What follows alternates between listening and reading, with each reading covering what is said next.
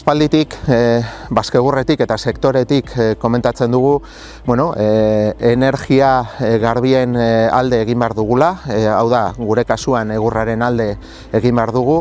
Olako edifizioak eta olako eraikinak bertako egurrarekin, biomasarekin lan egiten dutela, eta zer nolako diferentzia handia aurkitu duten euran prezioetan eta kostoan beste batzukin konparatuz, petroleotik datozen energiakin konparatuz. Eta olako eraikinak, edifizio edo eraikin askotan aurkitu alditzazkegu olako energiak edo energiaren erabiliara,